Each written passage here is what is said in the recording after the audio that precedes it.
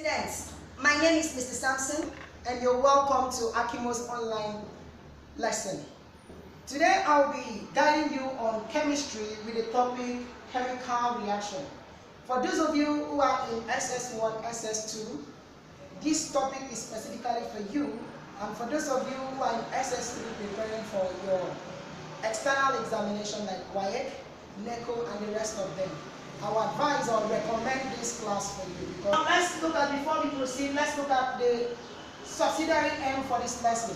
At the end of this lesson, you are expected to know how to balance chemical equation, and also you are expected to know the different types of chemical reaction that takes place either inorganic or organic. Now, as we all know, chemical reaction happen in our body, it happens in the environment, and chemistry as a whole talks about how chemicals combine and how elements combine. Now let me explain. It will a little shock you that chemical reaction happens in our body. A typical example is glucose. When we take in most of the food substance like glucose, fats and oil, protein and the rest of them, what do you think happens? Of course, we know biology seeks to explain how these molecules or substances who undergo chemical reaction and then energy is released. A typical example is glucose, which is C6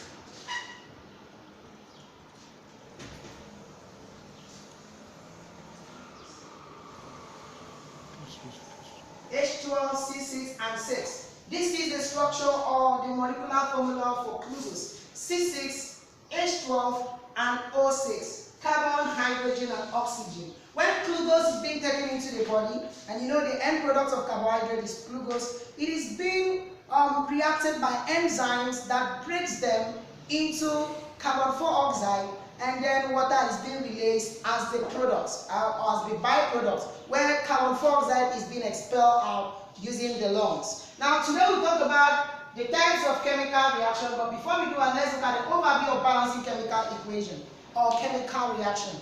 What is a chemical equation?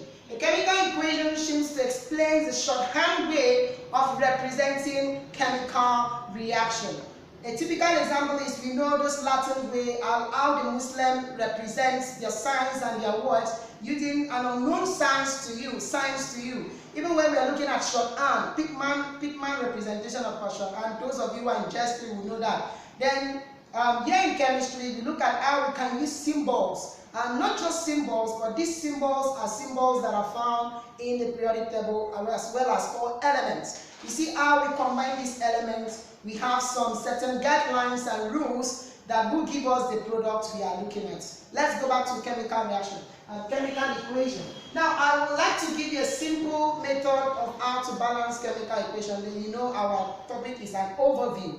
I'm going to give you an overview. The first thing you do when you're trying to balance a chemical reaction is you must know that a chemical equation must be a statement of facts, and the statement must be experimentally proven. If not, it is not a chemical reaction and cannot be represented using a chemical equation. Example is when water is produced from the combination of hydrogen and oxygen. One might little wonder, how does this thing happen? What is the mechanism behind how hydrogen as an element combines with oxygen, with our oxygen to give you water? That's what I want to bring in now. So let's look at it. First and foremost, you write the experimental fact. The experimental statement says oxygen reacts with what? Hydrogen to produce what? Water. But before I give you that equation on the board, there are some certain signs you need to obey, some certain rules. In balancing chemical reaction, we always have the left side and the right side. Alright, any element found here in this position is the left side, called the reactants. While an element that is being produced to the right answer is called the products. For instance, I have said oxygen combined with hydrogen to produce water. And that's to say oxygen and hydrogen should be written in the left hand side. What do we give as the sign to show the word produce? The word produce, of course we know, I have already said it's written on the right hand side. but produce is always given with what? An arrow. This arrow signifies that at the reactant side, which is here, elements react together to give a product here in the right hand side called product.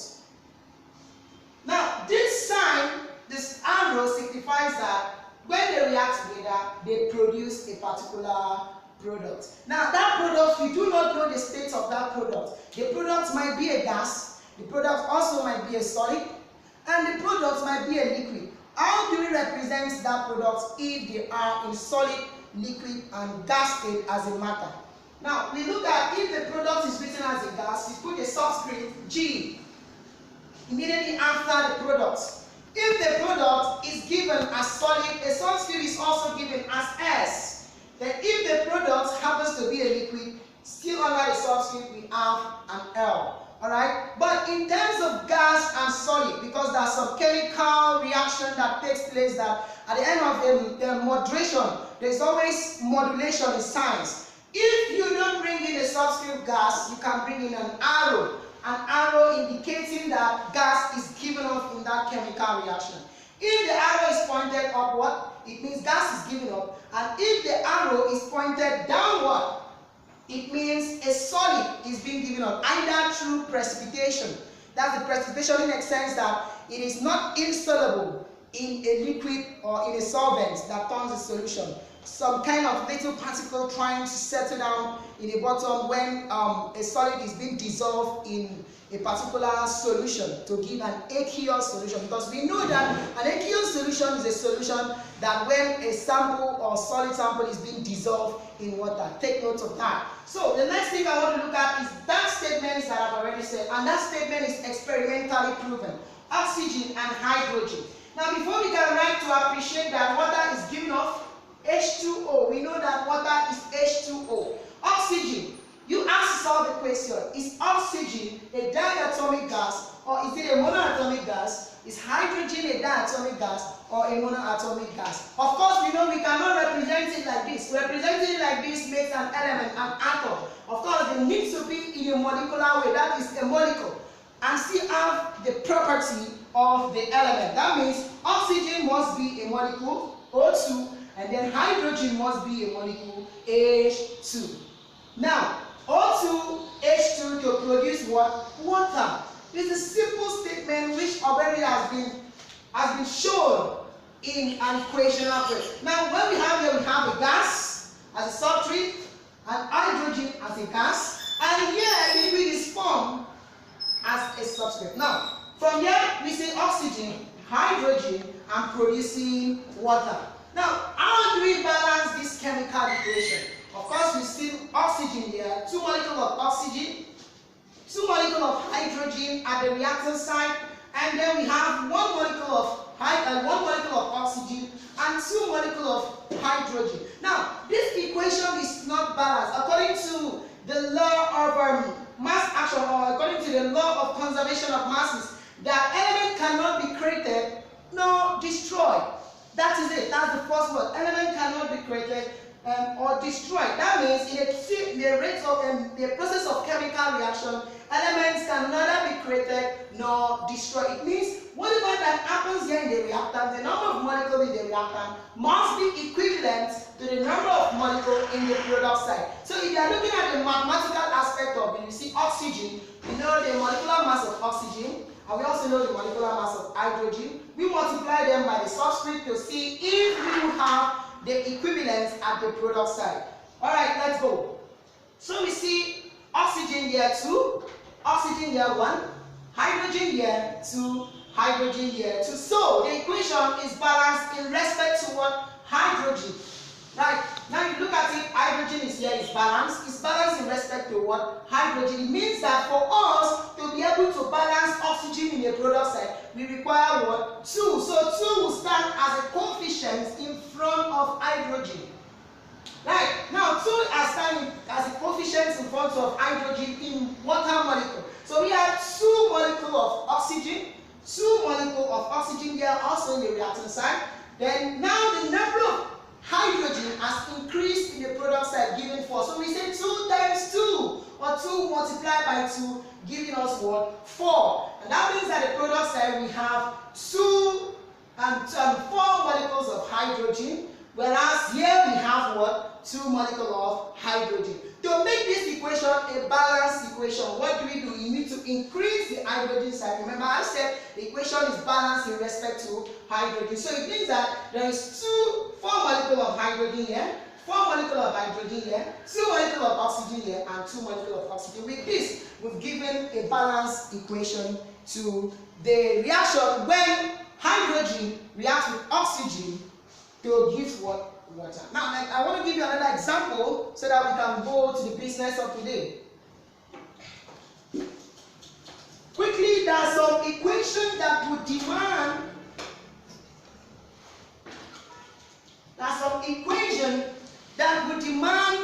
You to undergo the different roles. For instance, this one is talking about inorganic balancing of chemical equation.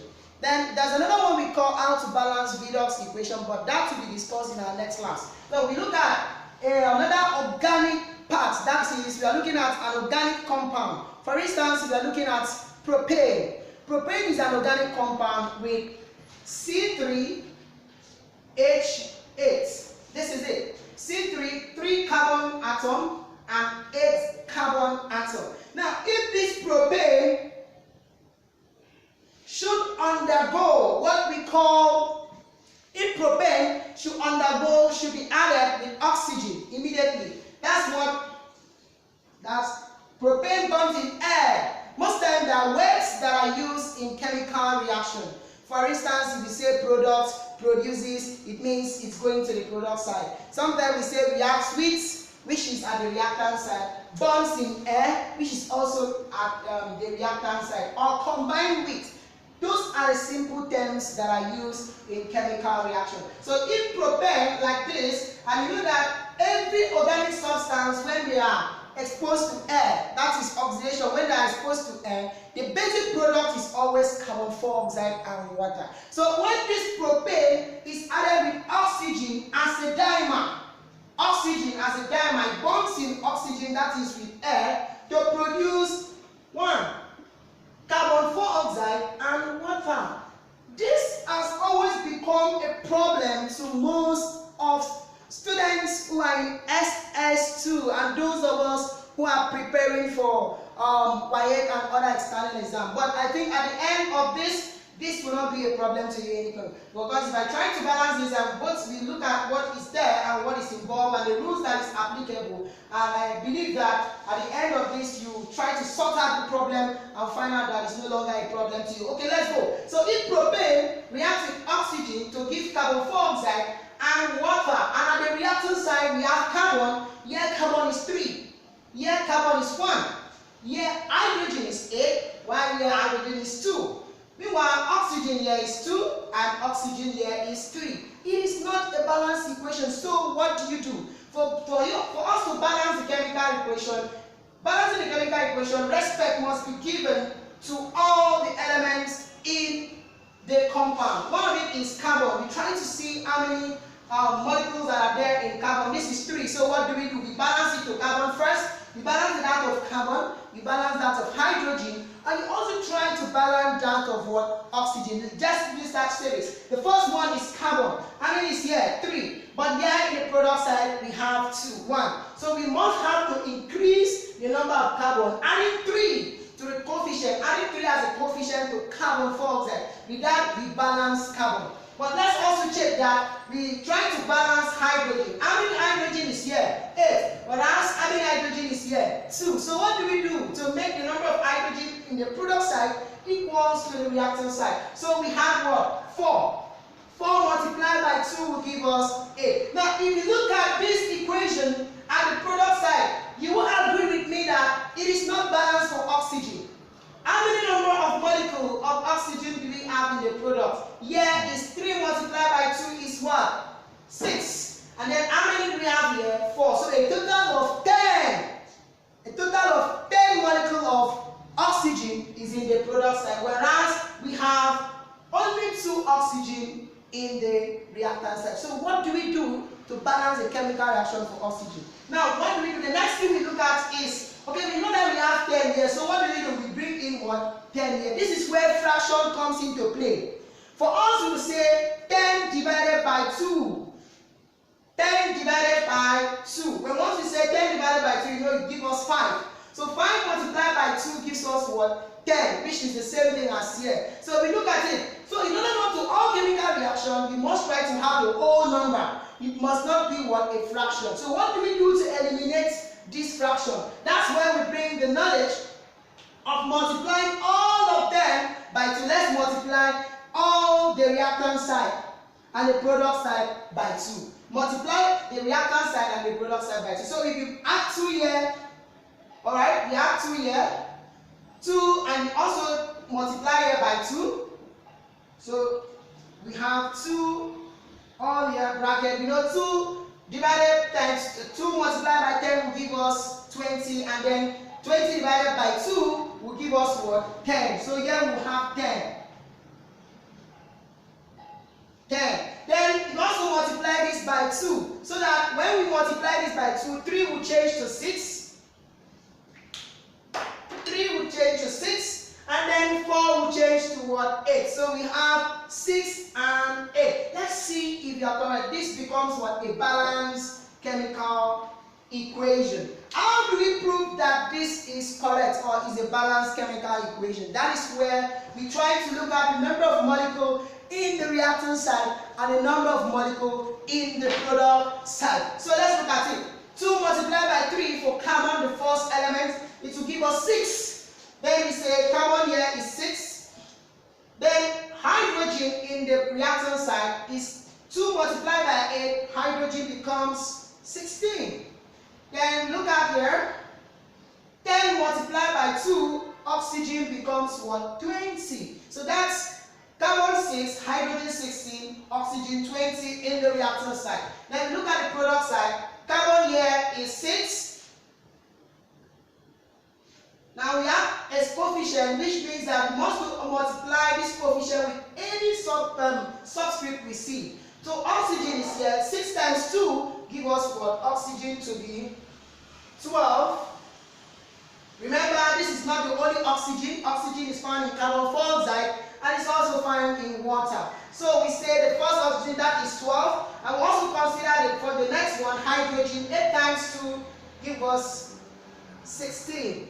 And then oxygen here is 8, and which is what? 8 in water. So we have plus 8, giving us a total of what? 20. So that becomes a balanced equation where carbon here is 6, carbon here is 6, hydrogen 6, 16, hydrogen 16, and oxygen 20, oxygen 20. With that, we have given an overview on the balance, on how to balance chemical reactions. So let's go to the business of the day, which is the types of chemical reaction. Of course, I've said that, I started with saying that chemical reaction, when we know, most people will say chemistry is an abstract, but without the knowledge of chemistry, there are so many things that happens in the human body that involves chemical reaction. One of it is, like I said, glucose is oxidized. Because glucose is a fuel, glucose when oxidized will give you carbon dioxide and then produce water with ATP, adenosine triphosphate, to give you energy. The next one, if you look at the environment, you look at the zinc. Most zinc get rust. What do you think happened? Is chemical reaction. When zinc is exposed to air or moisture, that is oxygen, the presence of other elements, before you know, zinc has get rust. Why does it get rust? Because of what? Chemical reaction. Now, when zinc is added to oxygen, you know what will be produced is zinc oxide. Now, in the laboratory, we try to look at the analysis of this thing and compare them with the environment. Another one I want to look at is the aspect of rainfall. What do you think that might happen? What's the major cause of acid rain? Today we hear acid rain all over, and then at the end of the day, what is the major cause of this acid rain? Acid rain is as a result of chemical reaction.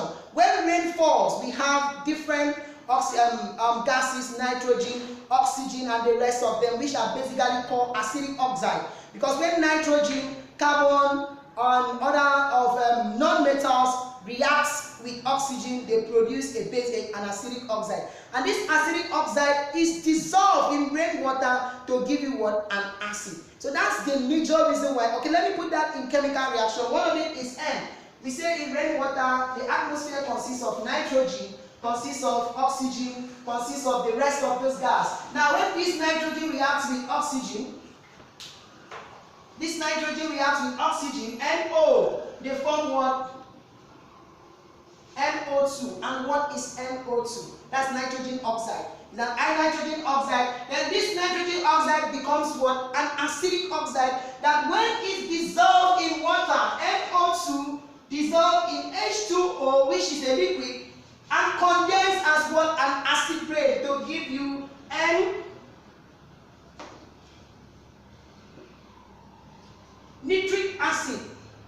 Most of this thing is formed like this, HNO3. This becomes a nitric acid. And you know, an acid is a substance that when it is being dissolved in water, produces hydrogen or hydroxylium ion as the positive ion. Whenever a substance is dissolved in water and it gives you hydrogen as the only positive ions, that is what we say an acid is. So that's those things. And in your kitchen, let's do chemistry in the kitchen, or kitchen chemistry. Now, kitchen chemistry, you combine your spices. You look at your spices, you put them all, like maybe you're preparing our delicacy like hafang. You bring in hafang, you bring in water leaf, you bring in your pepper. All these things carries chemicals and they carry elements. When they are all combined together, they give you a taste. And not just a taste, a wonderful taste. And that's what makes it delicious. Now, what happened in that soup? What happened in that pot of soup is chemical reaction.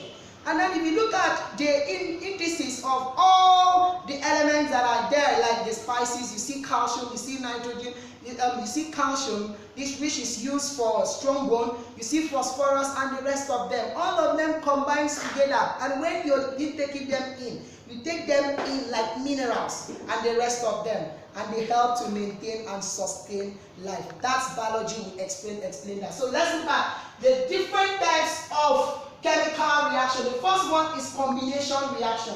Alright, let's look at the first one, which is combination reaction, because consider decomposition, displacement, and double decomposition. That's where we end for the class for today, but let's start with combination reaction. What is a combination reaction?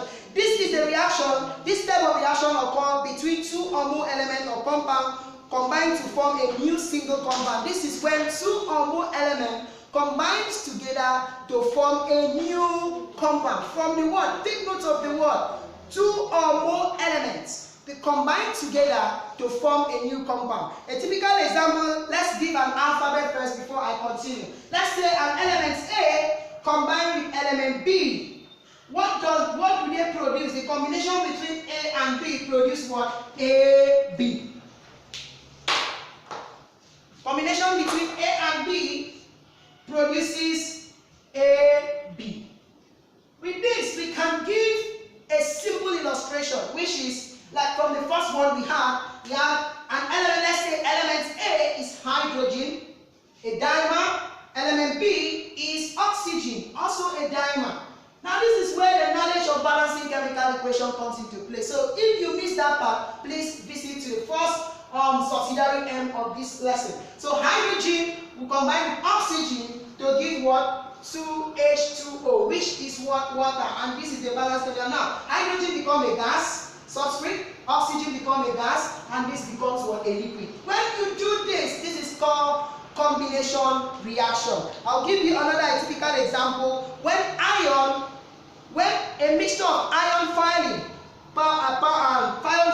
and powdered sulfur is heated, a gray solid iron 2 sulfide is produced. That's to say, an iron filling. What is an iron filling? You might be asking me what an iron filling is. Most of you go to the market, and mom and dad will tell you, sharpen this knife. And when you go to that point, you see that spot, you see the person who's sharpening the knife, trying to sharpen, then you see some atoms of those filings coming down. Those ones you see like an atom, smaller particles coming down from the filing are called iron filing. So if peradventure you are asked to combine that iron filing with sulfur, powdered sulfur, what you would have is iron 2 sulfide. Let's see the balanced chemical reaction or the chemical reaction involved in that. Alright, so we say an iron filing added with a powder, the brown powder sulfur. What do we have? Iron is Fe, and you know, of course, that iron must always have 2 ions. Alright, it must always have 2 ions. It loses 2 electrons and it's signified like this, 2 plus. Alright, the ionic form of an ion, which is, mind you, this one is ION, whereas this one is IRON. As an element, this one is an element, this one is the ionic form of this element. So when this element, ion, combine with sulfur, sulfur also exhibits the oxidation number of -2. Alright, so both of them, when they combine together, this is solid and this is solid. So this is a powder form, this is a solid. So iron combined with sulfur to form what? FeS. Now, how do they form this? 2 plus and -2, mathematically 2 minus 2, it becomes what? 0. So that means automatically this is cancelled, this is cancelled, and this is what we have. This gives you what? The balanced chemical reaction when iron filing reacts with what? Sulfur to form iron 2 sulfide. Alright, the next one I want to look at is decomposition or thermal decomposition. From the word decompose, it means to break a compound which is one into different one. That's to say, you might have a compound that is complex. A typical example is limestone. And we know limestone is calcium trioxocarbonate 4. If calcium trioxocarbonate 4 is heated, from the word thermal, it means heat is applied to heat. So if we heat calcium trioxocarbonate, what will be the product? The product will be carbon 4 oxide and calcium oxide. Now let's bring that into a chemical reaction. For decomposition or thermal decomposition, let me define that. A thermal decomposition reaction occurs when a compound A or a compound AB is broken down to give a compound A and B. Now if you consider this, you see that AB is a compound and we are having A and B. It is the reverse form of combination reaction. So in a short word, we say decomposition or thermal decomposition is the opposite of combination reaction. So a complex compound AB is being heated. That is an angle for those of us who are just coming into the line of chemistry. Most time heat can be written in wedge, and sometimes it can be written in this angular form that looks like a delta sign. Alright, so if AB is being heated, this is what we call thermal decomposition. It breaks down this AB to give what? A and B, and it's the reverse form of combination reaction. So let's give a typical example.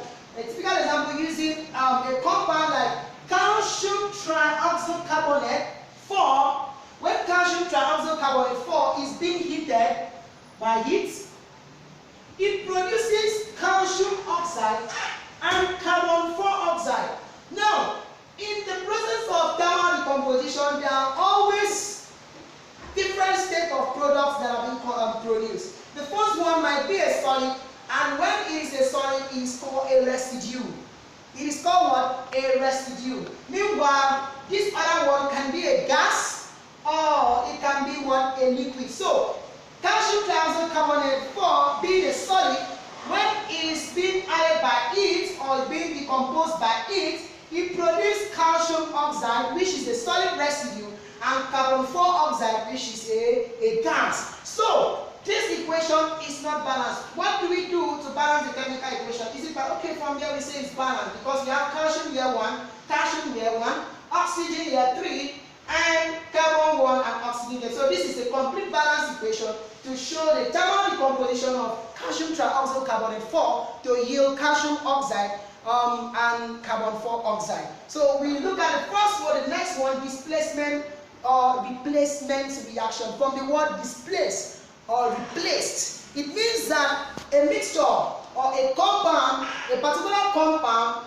is being replaced by another compound following the activity series. Now, if you look at the periodic table seeks to explain the arrangement of elements in the column and in the row. Those ones that are found in the group and those ones that are found, and the arrangement is from the group and the period. Now, in the periodic table, we have the basic types of elements, the metals, the non-metals, the metalloid. Now, in the regard to activity series, we consider the metals and the halogens. Now, the displacement reaction explains how a compound, a metal salt, that a salt of a compound having metal is being replaced by a metal in the higher series. Now, if you consider the series in metals, when we say the activity series, how elements or compounds being from a chemical reaction are being done using the activity series of a metal. The first one, I'll give you a mnemonics. A simple mnemonic is that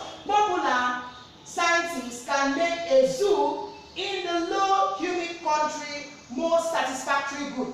If you use these mnemonics, you can as well outline the reactivity series of most metals. The first one popular is potassium, sodium, calcium. Mate stands for magnesium, A stands for aluminium, Zu stands for zinc, In stands for iron,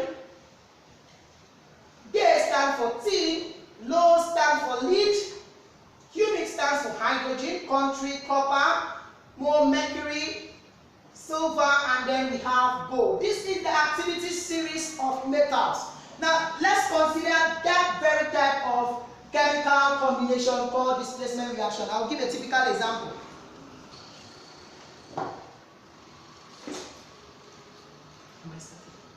Alright, so let's look at this.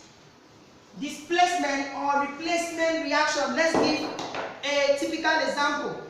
Now, a typical example of displacement reaction, let's read this. Zinc metal would displace ion of copper from a solution of copper sulfate, thereby depositing copper metal. This is because zinc metal is more reactive and hence higher in the activity series than copper. Now let's see, if we have a compound, a particular compound called copper sulfate or cupric sulfate or copper tetraoxosulfate 6. Now, that copper tetraoxosulfate 6 is represented like this.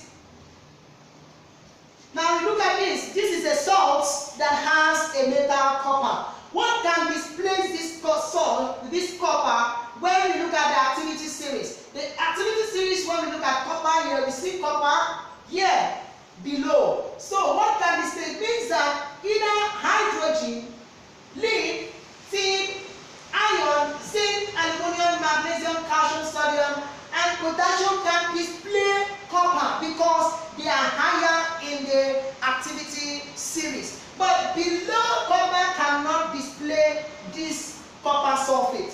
So let's look at it. So I'm using zinc. So if zinc, like an element,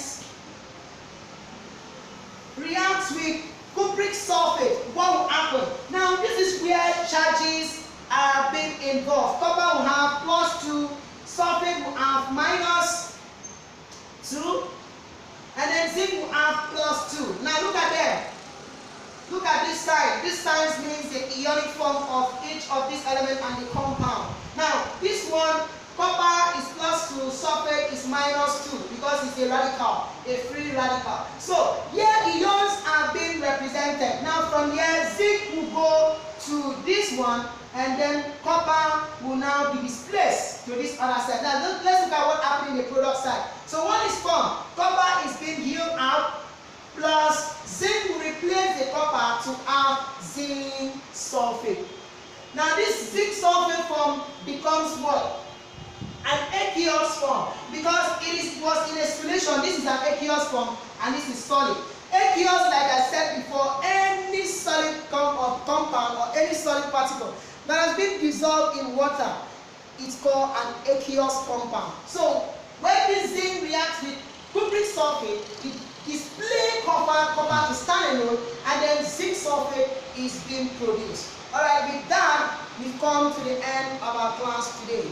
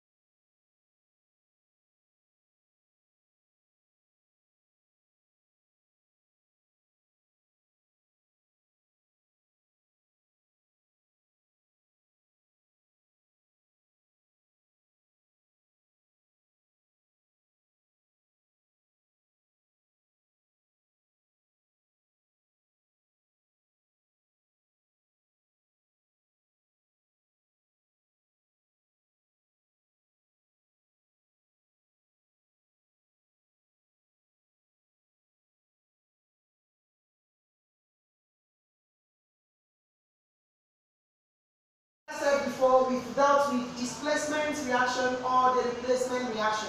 With this, we've come to the end of the lesson today, and the next lesson will be on double decomposition, catalytic reaction, exothermic and endothermic reaction, redox reaction, as well as reversible reaction. We'll discuss each of those reactions in the next class. But before I go, let's look at what we've done, the summary of everything we've done. Firstly, we've tried to define what a chemical reaction is, or what a chemical equation is, where we say a chemical equation is a symbolic representation of a chemical reaction, where we use symbols to represent elements and compound and the rest of them. We also consider the different rules that have been used to balance a chemical equation.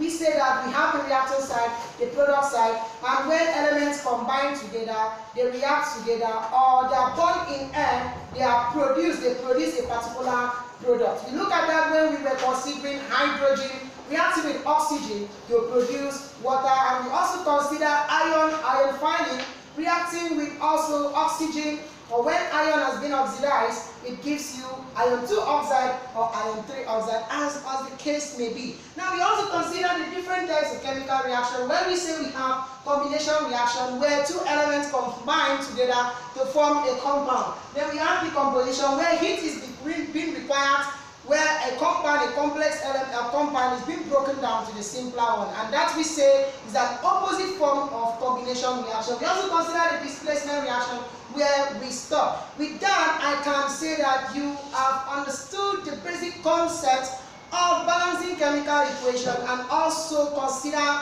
the aspects of chemical reaction. So, and what we will look at the next week is those ones I have mentioned before. So I would like to say thank you for listening and God bless you. But before I go, I would like you to click on the platform of this online lesson and then look at your comments, place your comments, and try to attend most of those MCQ questions you see. As I look forward to see you some other time. Stay safe. Coronavirus fears nobody. Thank you very much.